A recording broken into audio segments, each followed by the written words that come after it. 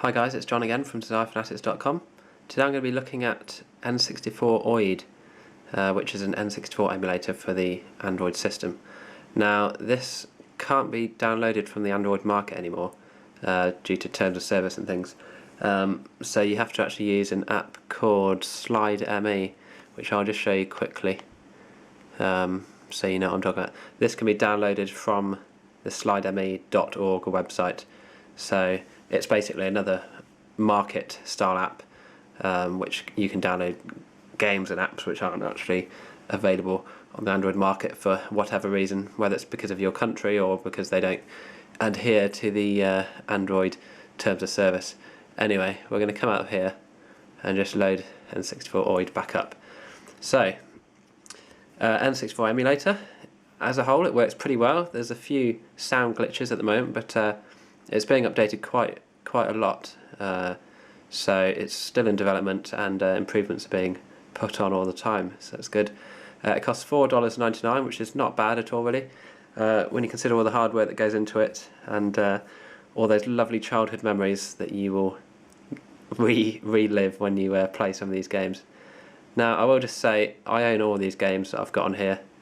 It is obviously illegal to download ROMs for games that you don't actually own, so unless you own these games, don't download them, because it's just not really fair, is it, on the developers. So anyway, it's quite customizable, the emulator itself, with various different settings that you can adjust. I'll just go through a few of them now. Key mappings.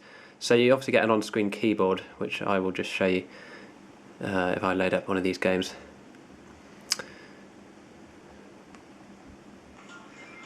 Okay, so here you get the obviously the analog stick and the A, B button and the C buttons here, the yellow C buttons, and at the top here you have the Z and an R button. Now you can customize your hardware buttons here also to act as any of the N64 buttons. So if I just go quickly to the key mappings, you'll see I can set the analog left to be, sorry, let's just make sure it's focused first. No, it doesn't want to do it. There we go. So you can choose different buttons to be different hardware buttons if you needed to, and you can even do combinations if there was a game that required it. So at the moment I've got my Z trigger as the back button because that's easier to access than having to keep pressing up here for the Z button. So that's quite customizable. You can also customize the size of the size of the buttons as well. Let me just go back into the settings. So input and virtual keypad settings. Now control size. I've got it small at the moment because any larger it does really take up too much of the screen, and unless you've got really fat thumbs and fingers, there's no need to have it any bigger than what I've currently got it. And obviously you can set the transparency, you can hide them completely, you can change the layout of them, and it's really quite good at customizing really. Obviously enable your rumble pack. You can even use the sensor as an analog stick. I haven't tried that yet. I don't really want to risk falling off cliffs and things just yet, so I'll leave that to another time. Advanced settings, you can set different plugins here, which I've just kept as the default at the moment, and obviously your orientation, set it to full screen. I don't know why I suppose you could take it out of full screen mode if you wanted to make sure you have your notifications at the top while you're playing games, and you can enable, I think, control with the joypad and other things here, but as I haven't got them, I can't really say. So let's get into see what games look like then. So this is Banjo Kazooie, for those who haven't seen it before. I'll just turn up the volume so you can hear the sound. Sometimes it does glitch a bit, but you'll see what I mean if it does happen.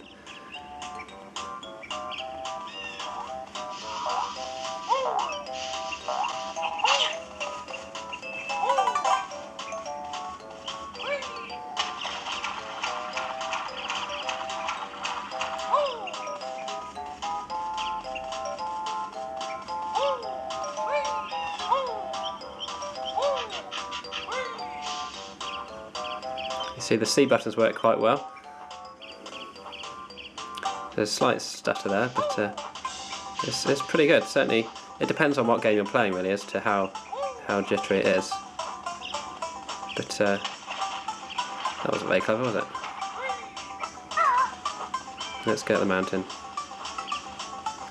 See, I find it quite easy to control. I haven't had any major problems. I think when you're playing other games like first-person shooters, you're going to experience more problem because obviously you're using the C buttons and the D-pad, sorry, the analog stick at the same time.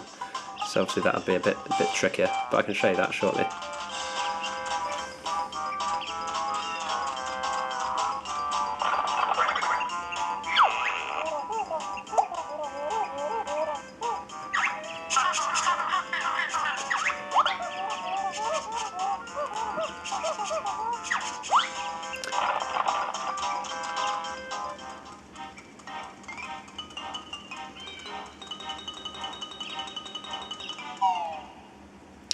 Now I can show you some of the glitches on this game. When you press the start button, I'll have to just wait for this cinematic to finish.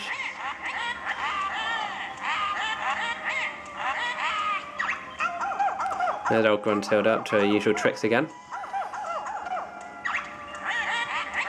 Not quite sure why her head's at such an angle, but maybe she's oh, she's inside of the conversion machine.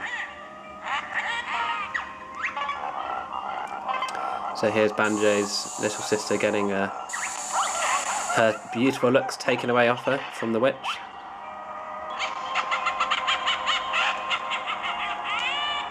You see it's a bit stuttery there. But here we go, if we go into the pause menu, you see this thing here, that's not right. It shouldn't be those you know, that background. It should be at what you see in the game, so it should be a faded out version of that, but obviously you can still see the menu and things, so it doesn't really matter. So overall that works pretty well, so let's try a different game, shall we? I'll save that. Saving works really well, quite quick as well. So let's close this, and I'm going to load up GoldenEye just so you can get an idea of the controls. And I've already been playing it for a bit, so I'll just load one of the states that I have. Okay.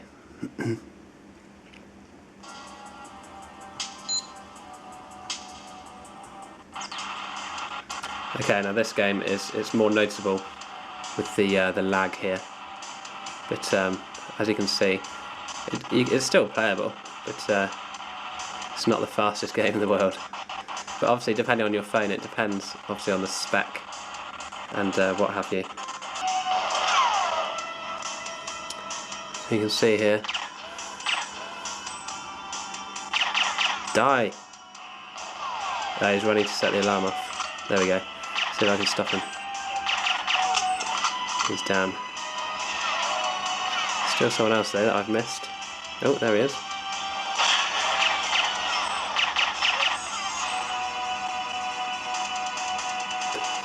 Okay, onwards and upwards.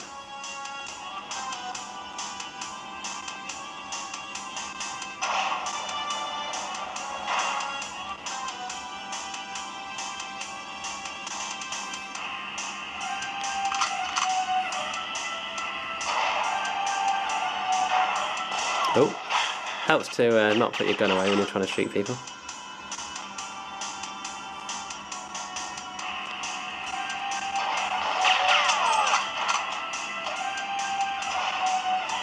There we go, we don't want the alarms being set off, do we?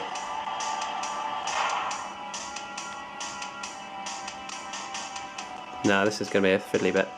Now, I've obviously got to shoot this padlock, so if I hold down... Nope.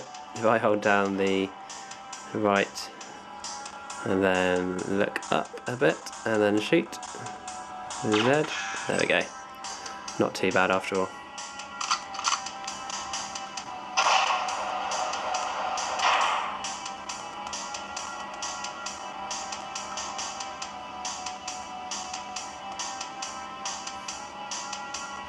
Now, if memory serves me well, there's a man up on this tower. Yeah.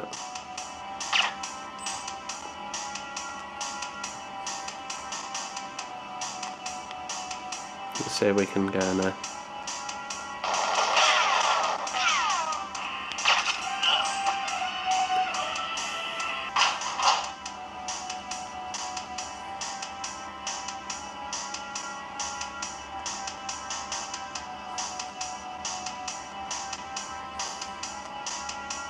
Oh.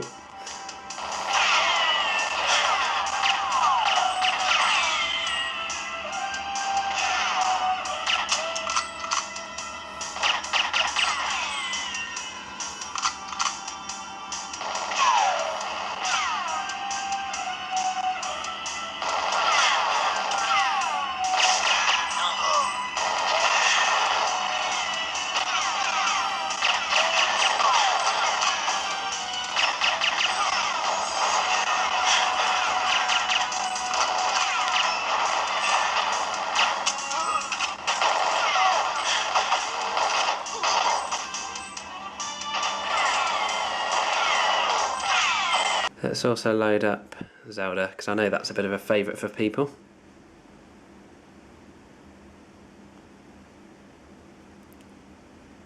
Again, I've got a load state here, so if we... I'll show you the opening a little bit here.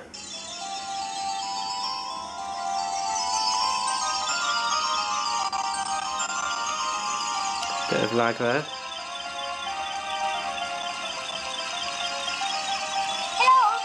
Hello.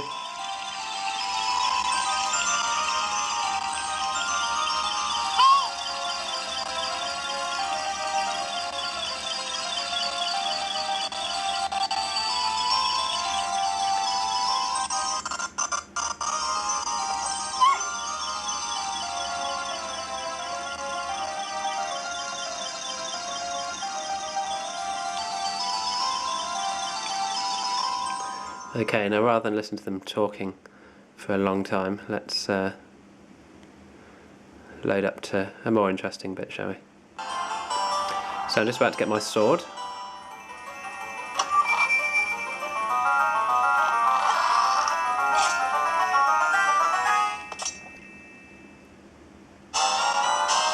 Amazing. Okay.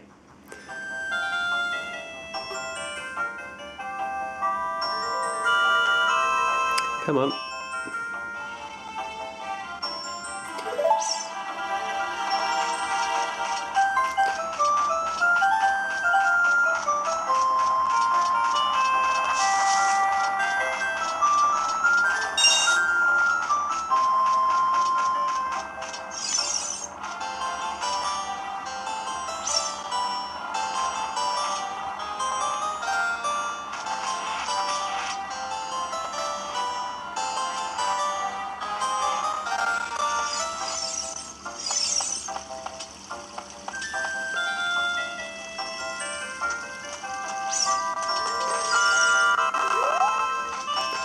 You can see it's all works really well.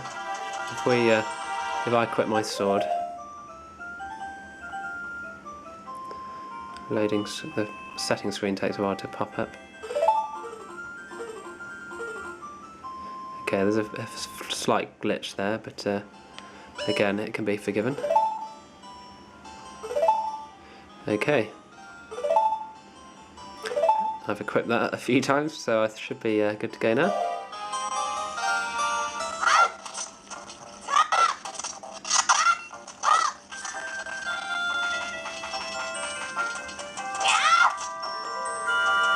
Okay, so let's go and chop up some plants.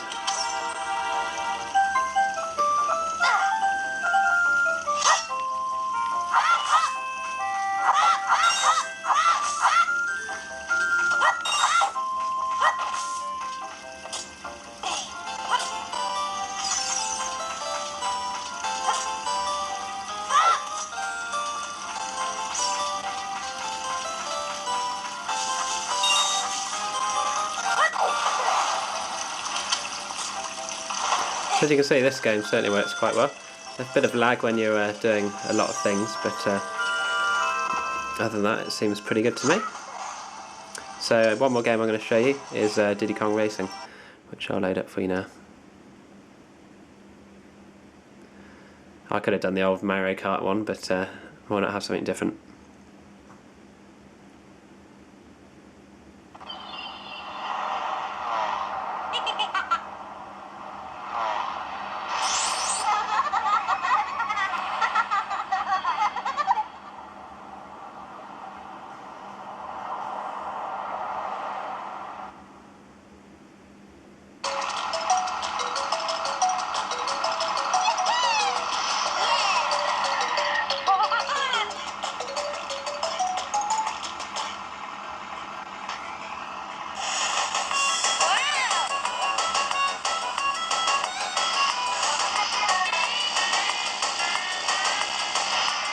As you can see, it's all looking pretty smooth so far. The pauses in between each character was actually on the original game, because I can remember that. And the sound all sounds quite good so far, so let's see if I can have a race.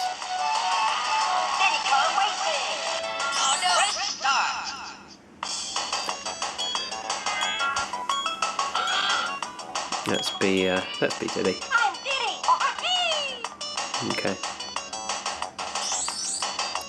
So we'll just go on the first track just to show you what it's like. We'll not have TT on because he's very, very annoying.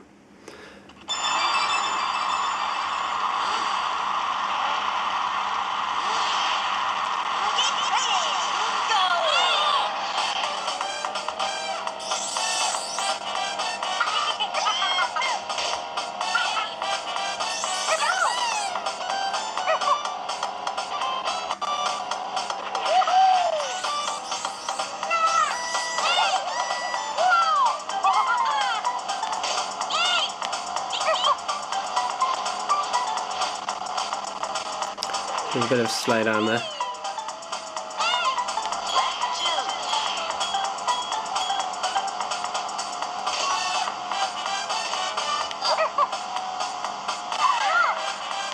Right, that's it, you little freak.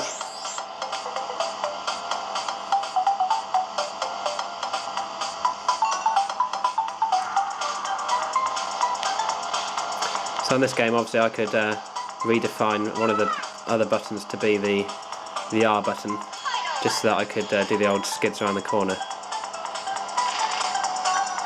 like so. But I won't worry about that just at the moment.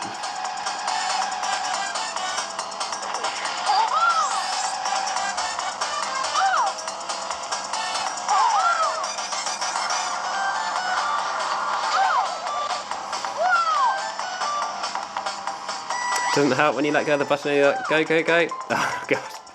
Okay. That's how you don't play Diddy Kong Racing anyway.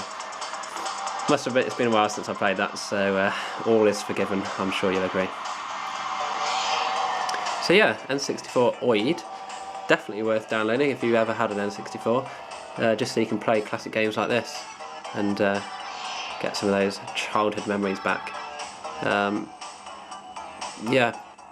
There are obviously a few glitches with the sound and a few frame skips, but I'm sure you'll agree that actually, for the price and for the fact it's still been developed and improved, you can definitely get your money's worth back within a few minutes of playing. So I hope you've enjoyed this quick look. If you've got any questions or if you want me to try any other ROMs to show you what it's like, then let me know in the comments below.